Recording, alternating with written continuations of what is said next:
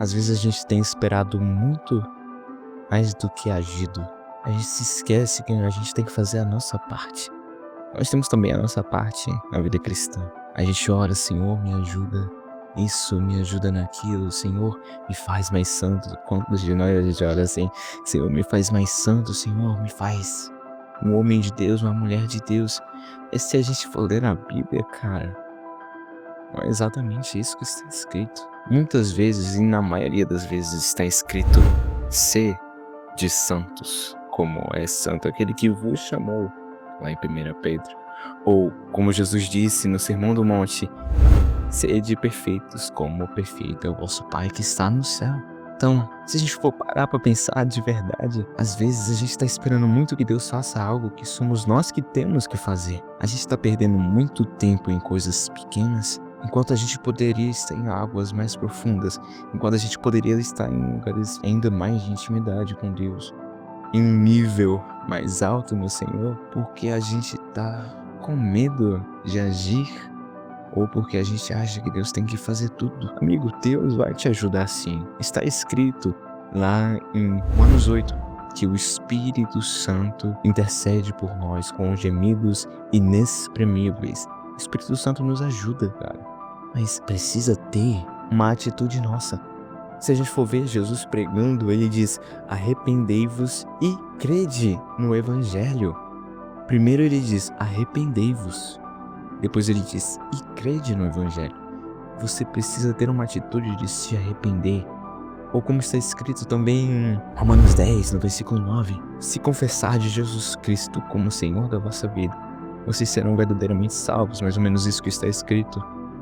Cara, parte do pressuposto de nós mesmos. Somos nós que escolhemos fazer ou não fazer. E esse é o interessante da vida cristã, não é um monólogo de um só ou de outro só.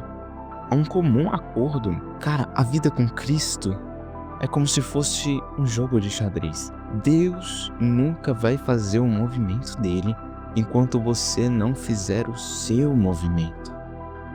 Às vezes você está esperando lá: Senhor, aquilo que você me prometeu, aquilo que você disse pra mim, aquilo blá, blá, blá, blá, mas e você, o que você tá fazendo? O que você tá fazendo pra mudar essa sua atitude? Alguns dizem: Arthur, eu quero ser cheio do Espírito Santo, eu quero me mover nos dons do Espírito, mas o que você está fazendo? Você tá se aproximando de Deus? Você tá vivendo uma vida de santidade? Obviamente eu não tô dizendo que você vai fazer tudo, claro que não, nós somos humanos. Mas nós temos que fazer a nossa parte. A gente tem que parar de ser cabeça dura e deixar Deus conduzir a gente, mas a gente andar pelo caminho. Lâmpada para os meus pés é a tua palavra e luz para o meu caminho.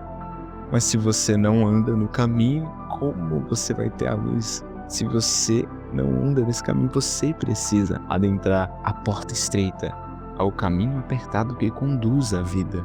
Nós temos que ir. Jesus é o caminho, a verdade e a vida. Mas Jesus nunca vai tomar o leme que você tem que dar para ele. Já parou para pensar? A gente fala muito: nós temos que dar o leme para Cristo, mas a gente não faz isso. A gente espera que Deus faça tudo por nós. É que nem eu acabei de dizer, é como um jogo de xadrez, meu amigo. Deus não vai fazer nada enquanto você não der o seu movimento. Enquanto você não disser: Senhor, eu estou aqui. Enquanto você não orar, enquanto você não ler a Bíblia, enquanto você não se dispor a fazer a vontade de Deus, como você vai querer que aconteça? Como está escrito em Romanos 12, no versículo 2: não vos conformeis com este século presente, antes transformai-vos pela renovação da vossa mente, para que experimenteis a boa, perfeita e agradável vontade de Deus. O que é um para? Para é uma preposição que junta ideias. Então ele está dizendo: você precisa fazer isso aqui para você experimentar o meu melhor. Amigo, você tem que fazer a sua parte. Então você está dizendo que tudo que Deus disse, deixa pra lá, que Ele é soberano e essas coisas? Não entenda-me mal. Muitas vezes a gente não tem feito aquilo que Deus nos mandou para fazer. Estamos esperando acontecer como se fosse cair do céu. A única coisa que cai do céu é chuva e nem cai todo dia, não é? Então, Deus vai te ajudar. Deus nunca vai te pedir para você fazer algo que Ele não vai te capacitar a fazer. Mas se você não fizer, não vai acontecer. Você tem que fazer acontecer. Não esses papos de coach, seja a diferença. Não, amigo. O protagonista aqui é Jesus. Você tem que seguir a Ele e tomar vergonha na cara, né? A gente tem que tomar vergonha na cara, mas a gente tem que fazer aquilo que Deus tem mandado a gente fazer. Jonas fugiu. Nós sabemos bem o que aconteceu com ele. Não devemos desobedecer dessa forma. Temos que andar de comum acordo com Cristo. Então, muitos se perguntam, nossa, cara, Deus me prometeu isso, Deus me prometeu aquilo, mas não aconteceu. Deus fez tantas coisas, falou, não aconteceu. Uma frase interessante sobre quando a gente lê a Bíblia, a gente fala, nossa, cara, aquele povo viveu uma coisa realmente diferente.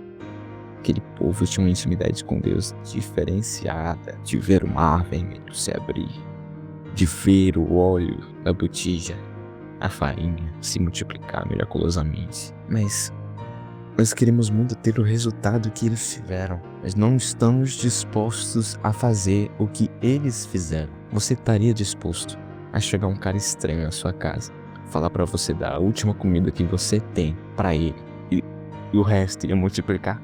Se fosse hoje em dia, esse cara seria cancelado, o profeta extorquindo de mulher viúva. Mas é exatamente isso que está escrito em Reis, que Elias foi na casa da mulher, da viúva de Sarepta, se eu não me engano. E ela creu. E só por causa disso, por causa que ela creu e agiu, que aconteceu. Não estou tirando o mérito da fé, porque não é o que está escrito em Tiago, que a fé sem obras é morta. Quer dizer, você não tem fé porque você tem obras, mas você tem obras porque você tem fé. Como assim, Arthur? Não entendi. A fé, quando você a absorve e atende verdade, ela mostra e demonstra e cria frutos. E esses frutos são as obras. Então, se você diz que tem fé, mas não tem obras, você realmente tem uma fé morta, que não serve. É apenas muita palavra e pouca verdade. Então, o que eu quero dizer com isso? Como num jogo de xadrez, nós precisamos fazer um movimento.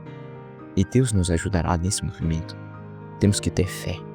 Temos que confiar no Senhor. Mas agindo, nós temos que agir, nós temos que fazer. Nós temos que parar de esperar acontecer. Nós temos que fazer acontecer. As coisas não vão vir tão fácil. No mundo tereis aflições, mas tem de bom ânimo, eu venci o mundo. Mas cabe a nós ter bom ânimo. Que sejamos cristãos que agem, que fazem, como os cristãos que eram das épocas antigas, que viam milagres, como as pessoas da Bíblia, que nós não venhamos a desejar apenas os resultados que eles tiveram, mas venhamos a fazer o que eles fizeram. Aí sim, a gente vai experimentar a boa, perfeita e agradável, os milagres. Até porque milagre, irmão, não é tudo, mas a intimidade, isso sim. A intimidade que Moisés tinha, a intimidade que Elias tinha. A gente vai experimentar, vai desfrutar de um banquete muito maior, não por causa dos nossos méritos. Não, nós não fazemos obras por causa dos nossos méritos, mas porque Jesus Cristo agora nos capacita a fazer isso. Então, se Deus te disse algo, se Deus te prometeu, mas você não faz, isso é falta de fé. Porque é Ele mesmo quem te capacita a fazer. Que sejamos homens e mulheres que têm fé e que agem e têm atitude. Fica com Deus. Jesus te ama e eu também.